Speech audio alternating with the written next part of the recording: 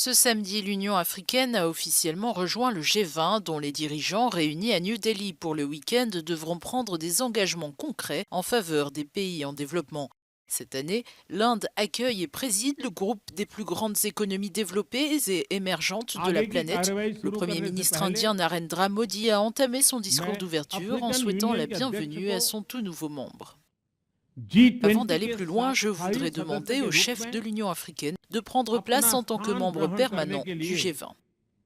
C'est désormais officiel, l'Union africaine fait partie intégrante du G20. Le G20, ou groupe des 20, a été créé en septembre 1999 parce que les ministres des Finances et les gouverneurs de banques centrales des pays du G7 ont réalisé que la crise asiatique de 97-98 avait montré qu'il était important d'inclure les grandes économies émergentes dans les discussions sur l'économie et la stabilité financière à l'échelle mondiale. Au sein du G20, on discute de questions liées à la politique économique dans le but de maintenir la stabilité financière dans le monde et de trouver des solutions aux problèmes qui ne peuvent pas être résolus uniquement au niveau national. À l'écran, vous avez la liste des membres du G20 avant que l'Union africaine ne les rejoigne.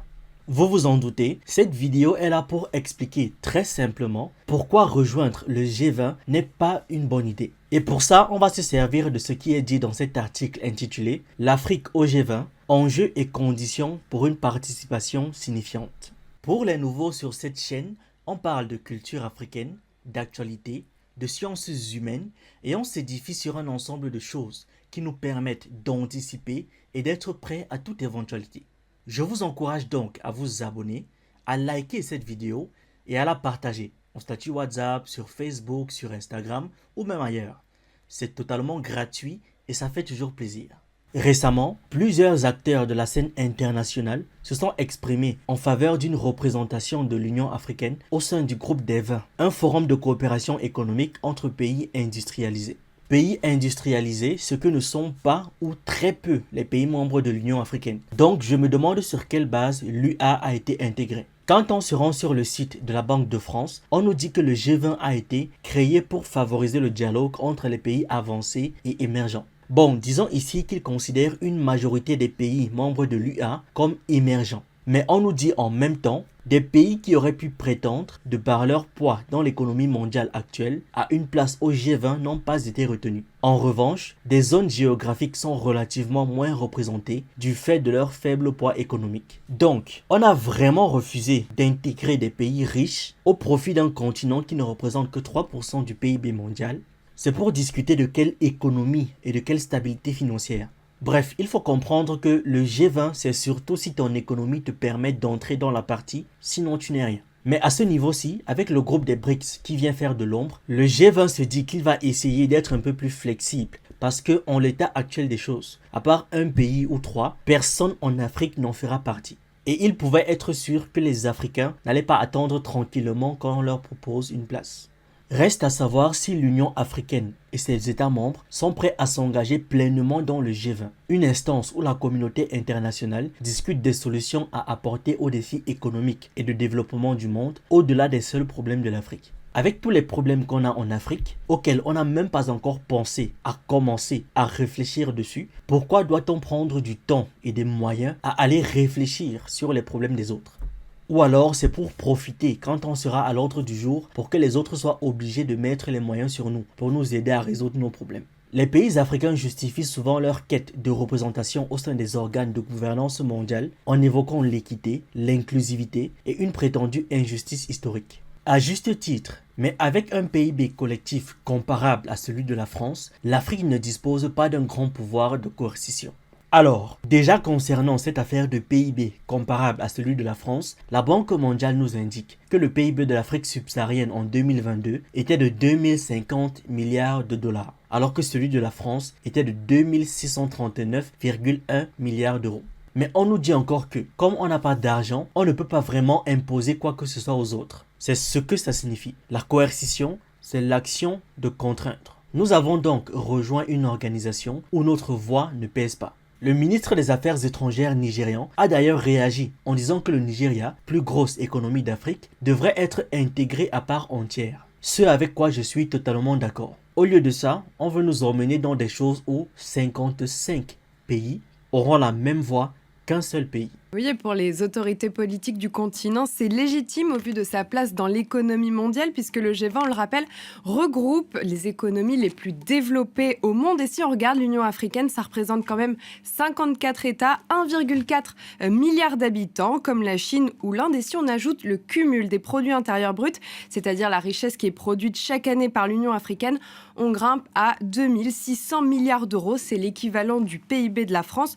L'Union africaine se placerait donc à peu près au 8e rang des membres du G20. Une participation substantielle nécessite des changements majeurs dans le fonctionnement de l'UA, notamment dans la répartition des responsabilités entre la commission de l'UA et les États membres. Avant d'en arriver là, il faudrait peut-être déjà qu'ils arrivent à s'entendre sur le financement de leur groupe, non? Parce que bon, ce que je vois là, ça fait quand même honte. Et ça encore plus. Des agents extérieurs financent une organisation continentale africaine. Une dernière chose, vous les fans du Barça là, pourquoi le budget de votre club est 2 fois plus grand que celui de l'Union africaine? Vous trouvez ça normal? Intégrer une instance aussi importante que le G20 exigerait de l'UA qu'elle définisse des orientations claires sur des enjeux mondiaux qu'elle n'a encore jamais abordés en raison du caractère étranger de ces enjeux à l'Afrique. Par exemple, quelle est la position de l'UA sur le programme nucléaire de la Corée du Nord?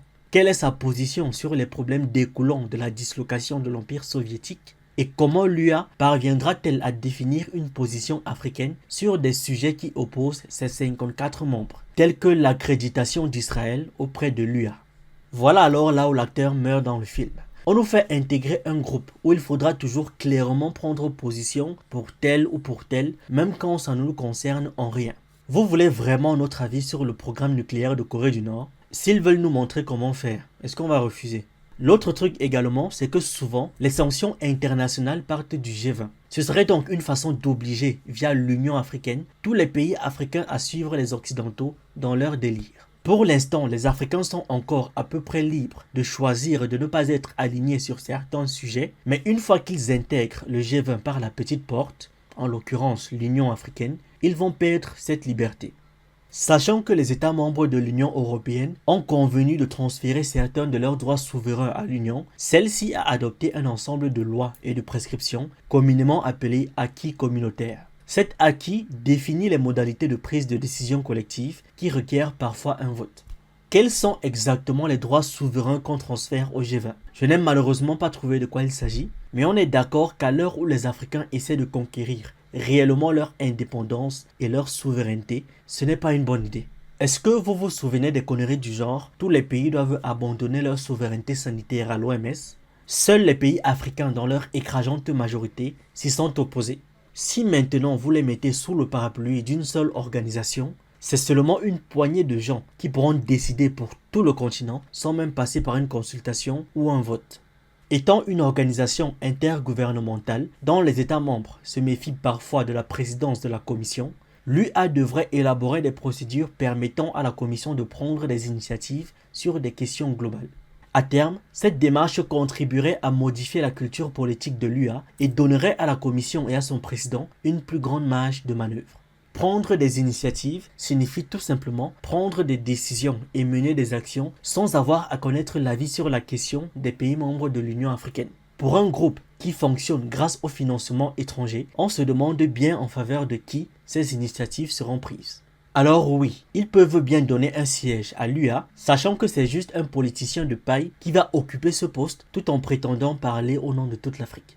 Si l'Union africaine était une organisation sérieuse, j'aurais pu vous dire que cette intégration représente plusieurs avantages. Comme une représentation plus équitable des intérêts africains dans les discussions économiques mondiales, de nouvelles opportunités économiques pour le continent africain, ou encore renforcer la crédibilité de l'Afrique en tant qu'entité dans le concert des nations. Mais comme nous n'avons que ce qu'on mérite, c'est totalement l'inverse qui va se produire. Les Occidentaux sont contents, mais leur joie ne va pas durer longtemps. Tant que le Conseil de sécurité existera sans refonte du droit de veto, ils se mettent un doigt dans l'œil jusqu'au coude. Et penser que les Africains abandonneront leur souveraineté au profit d'une organisation de non-élus est doublement ne pas comprendre les Africains. Dites-moi ce que vous pensez de tout ça en commentaire et on se retrouve dans une prochaine vidéo.